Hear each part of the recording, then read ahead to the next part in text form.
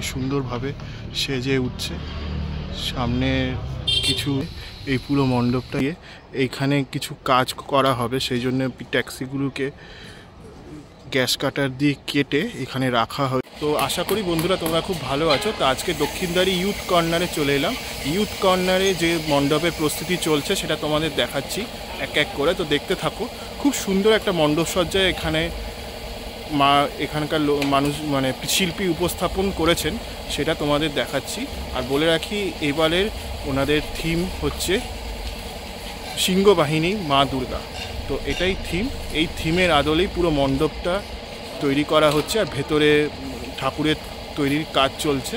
তো আমি যদি মহালয়া হয়ে যায়, মহালয়ার পরেই ঠাকুরের ছবি করতে দেবে, তো সেই কারণে ঠাকুরের ছবি আমি দেখাইনি। পুরো মণ্ডপটা কিভাবে সেজে উঠছে, কী কী কাজকর্ম চলছে সেটা তোমাদের দেখালাম। আশা করি তোমাদের ভালো। তো পুরো ভিডিওটা দেখতে থাকো, এক বিন্দু স্কিপ করো।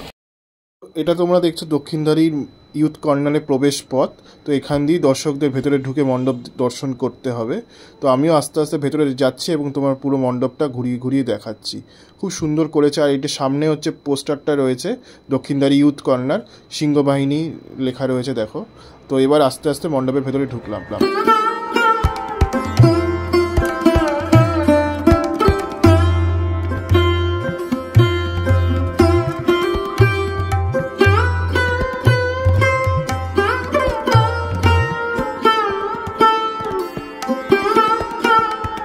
এইখানে কিছু টিনের চাল দিয়ে এই পুরো মণ্ডপটা এই দিকটা করা হয়েছে, সেটা তোমরা দেখতে পাচ্ছ। এখানে কিছু ট্যাক্সির দেখো ভাঙা অংশ আছে। এই ট্যাক্সির দেখো ভাঙা অংশ দিয়ে এইখানে কিছু কাজ করা হবে, সেই জন্য ট্যাক্সিগুলোকে গ্যাস কাটার দিয়ে কেটে এখানে রাখা হয়েছে। পরবর্তীকালে এই ট্যাক্সিগুলো দিয়ে বিভিন্ন মণ্ডপের কাজে লাগানো হবে, ইনস্টল করা হবে।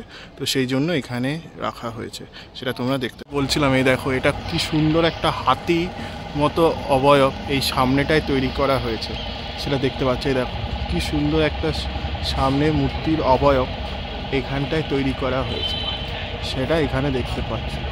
আর এখানে দেখো হাতির স্ট্রাকচারে একটা সুর যেটা হাতির থাকে, এই সামনে দেখো কানগুলো রয়েছে হাতির। আর এখানে হাতির স্ট্রাকচারের একটা জিনিস সুরটা তৈরি করা হয়েছে।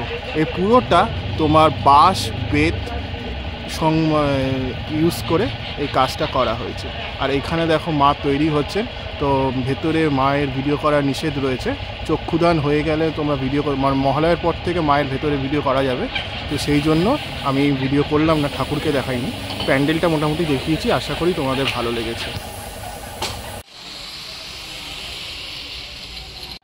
তো এখানে শিউলি বাড়ি বলে একটা টিনের চালের মধ্যে দিয়ে পুরো মণ্ডপটা তৈরি করা হয়েছে, সেটা দেখতে পাচ্ছ। এখানে সমস্ত চলচ্চিত্র জগতের যে দিগ্বিজয়ী মহাপুরুষরা রয়েছিলেন, যারা চলচ্চিত্রকে এক সাফল্যমণ্ডিত করে তুলেছিল তাদের অভিনয় দিয়ে, তো তাদেরই ছবি রয়েছে। যেমন উত্তম কুমার রয়েছে, মুনমুন সেন রয়েছে, তারপরে আরও সঞ্চিত দেব বর্মন ছিল।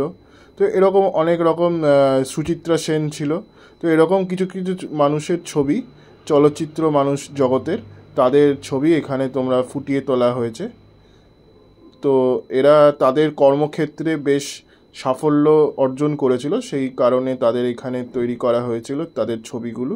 তো সেটাই তোমরা এখানে দেখতে পাচ্ছ। আমার তো দেখে বেশ ভালো লাগলো, আমি তোমাদেরও দেখালাম।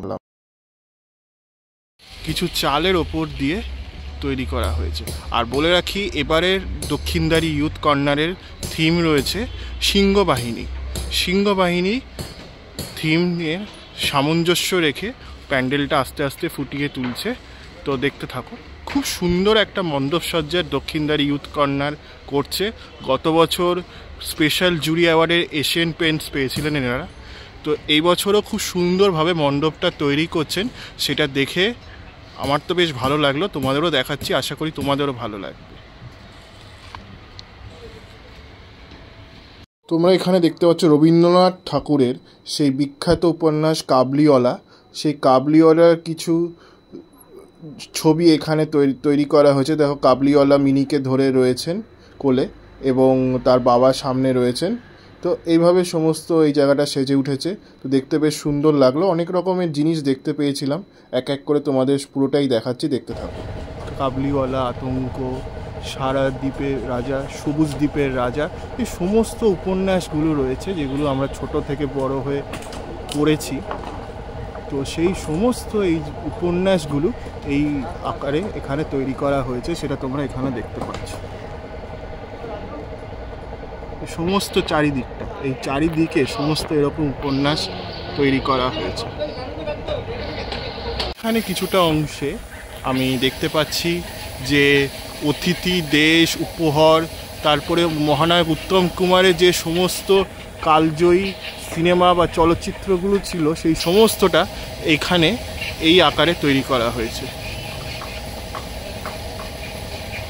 এইভাবে সমস্ত ইউথ কর্নারের মণ্ডপসজ্জা তৈরি হচ্ছে, সেটা দেখে ভালো লাগছে এবং আমি তোমাদেরকেও দেখালাম। এখানে দেখতে পাচ্ছ, দেখো বাঁশ কেটে যে বাঁশের স্ট্রাকচারের যে কাজগুলো করা হয় সেখানকার শিল্পীরা, এই সামনে দেখো আমি জুম করে দেখাচ্ছি, এখানে দেখো কাটছে, বাঁশ কেটে কেটে এর ওপরে কিছু কাজ করা হচ্ছে। দেখো ওপরে কিছু বাঁশ এখানে শিল্পীরা কাটছেন, বাঁশগুলোকে কেটে কেটে সাইজ করে তারপরে ওপরের শিল্পী সেই কাজটা করছেন। এই দেখো, এই সামনে দেখো কাজ করা হচ্ছে।